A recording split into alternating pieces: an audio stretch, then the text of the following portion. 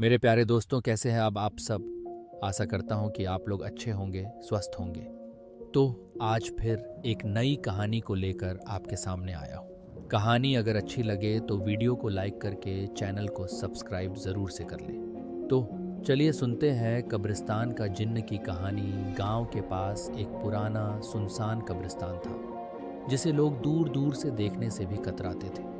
यह कब्रिस्तान अपनी अजीब व गरीब घटनाओं और रहस्यमयी कहानियों के लिए कुख्यात था। लोगों का मानना था कि इस कब्रिस्तान में एक जिन्न का वास है जो किसी को भी वहां जाने नहीं देता। रात के समय वहां से गुजरने वाले लोग कहते थे कि उन्होंने अजीब आवाज़ें सुनी हैं और कुछ ने तो काले साए भी देखे थे जो हवा में तैरते थे।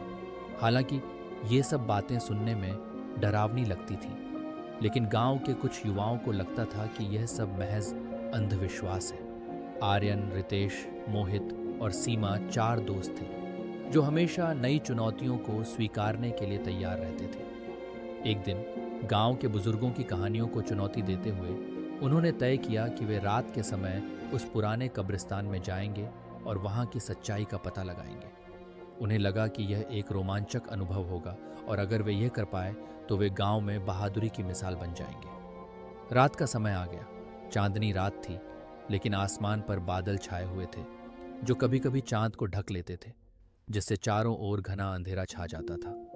चारों दोस्तों ने अपने बैग्स में टॉर्च, कैमरा और कुछ खाने पीने की चीजें रखीं और कब्रिस्तान की ओर चल पड़े। जैसे ही वे कब्रिस्तान के पास पहुंचे, हवा अचानक ठंडी हो गई। पेड़ों की पत्तियां सरसराने लगीं और दूर कहीं से उल्लू की आवाज आई। आर्यन ने मजाक करते हुए कहा, शायद यहाँ के जिन्न ने हमें देख लिया है। बाकी तीनों भी हंस पड़े, लेकिन उनके भीतर कहीं न कहीं डर की एक लहर भी उठी थी। कब्रिस्तान का मुख्य द्वार जंग लगा हुआ और आहट से चरमराता हुआ खुला। अंदर घुसते ही चारों ने महसूस किया कि यहाँ का माहौल कुछ अजीब है। हर तरफ पुरानी और टूटी हुई कब्रें थीं, जिन पर लगी काई ने उन्हें और भी भयानक बना दिया था। हवा में एक अजीब सी ठंडक और बदबू थी जो चारों के रोंगटे खड़े कर रही थी। उन्होंने सोचा कि कब्रिस्तान के बीचों बीच जाकर वहां की तस्वीरें खींचेंगे और वीडियो बनाएंगे। जैसे ही वे आगे बढ़े, उन्हें एक पुरानी बड़ी कब्र दिखाई दी जो बाकी कब्रों से अलग थी। उस कब्र पर एक अजीब सी चमक थी और उस पर उर्दू में कुछ लिखा हुआ था। मोहित ने उसे पढ़ने की कोशिश की, लेकिन शब्द अस्पष्ट थे। जैसे ही मोहित ने उस कब्र को छूने की कोशिश की, अचानक वहां की हवा और भी ठंडी हो गई। एक जोरदार हवा का झोंका आया और उनके हाथों से टॉर्च गिर गई। टॉर्च से निकलती हुई रोशनी अचानक बंद हो गई और चारों ओर घना अंधेरा छा गया। चारों दोस्त हड़बड़ाए हुए टॉर्च को ढूंढने लगे, लेकिन तभी उन्होंने एक धीमी धीमी आवाज सुनी। वह आवाज मानो किसी के कराहने की थी जो कब्र से आ रही थी। आर्यन ने डरते हुए कहा, यह आवाज कहां से आ रही है? बाकी तीनों ने उस आवाज का पीछा करने का फैसला किया। जैसे जैसे वे उस आवाज के करीब पहुंचे, उन्हें लगा कि आवाज कहीं पास की कब्र से आ रही है। रितेश ने हिम्मत जुटाकर उस कब्र को खोलने की कोशिश की, लेकिन जैसे ही उसने हाथ लगाया, एक जोरदार चीख सुनाई दी। चारों दोस्त अब पूरी तरह से डरे हुए थे। उन्होंने वापस लौटने का सोचा, लेकिन जैसे ही वे वापस मुड़े, उन्हें महसूस हुआ कि उनके पीछे कोई चल रहा है। मोहित ने डरते हुए पीछे मुड़कर देखा तो उसने एक काले साए को अपनी ओर आते देखा। वह साया हवा में तैरता हुआ उनकी ओर बढ़ रहा था। सीमा ने घबराते हुए कहा, ये क्या है? चारों दोस्तों ने भागने की कोशिश की, लेकिन उनके पैर मानो जकड़ गए थे। उस काले साए ने अपनी भयानक आवाज में कहा, तुमने मेरी शांति भंग की है। अब तुम में से कोई जीवित नहीं बचेगा। उसकी आवाज इतनी भयानक थी कि चारों के शरीर कांपने लगे। आर्यन ने हिम्मत करके पूछा, तुम कौन हो और यहाँ क्या चाहते हो? जिन्न ने कहा, मैं इस कब्रिस्तान का जिन्न हूं। यह कब्रिस्तान मेरे वश में है। सदियों से यहाँ कोई नहीं आया, लेकिन तुमने मेरी शांति को भंग किया। अब तुम मेरे क्रोध का शिकार बनोगे। आर्यन ने अपनी हिम्मत बांधते हुए कहा, हम तुम्हें कोई नुकसान नहीं पहुंचाना चाहते। हम बस यहाँ की सच्चाई जानने आए थे।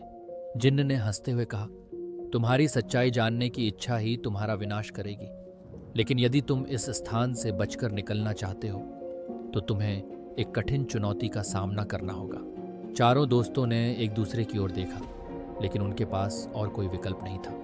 उन्होंने जिन्न की चुनौती को स्वीकार कर लिया। जिन्न ने कहा, तुम्हें इस कब्रिस्तान के अंदर एक खास कब्र ढूंढनी होगी जिस पर एक खास निशान होगा। यदि तुमने उसे ढूंढ लिया और सूरज उगने से पहले वहां से निकल गए तो तुम बच जाओगे, लेकिन अगर तुम असफल हुए तो तुम्हारी आत्माएं हमेशा के लिए इस कब्रिस्तान में भटकेंगी। चारों दोस्तों ने एक दूसरे को देखा और हिम्मत जुटाई। उन्होंने कब्रिस्तान के अलग अलग हिस्सों में जाकर उस खास कब्र को ढूंढना शुरू किया।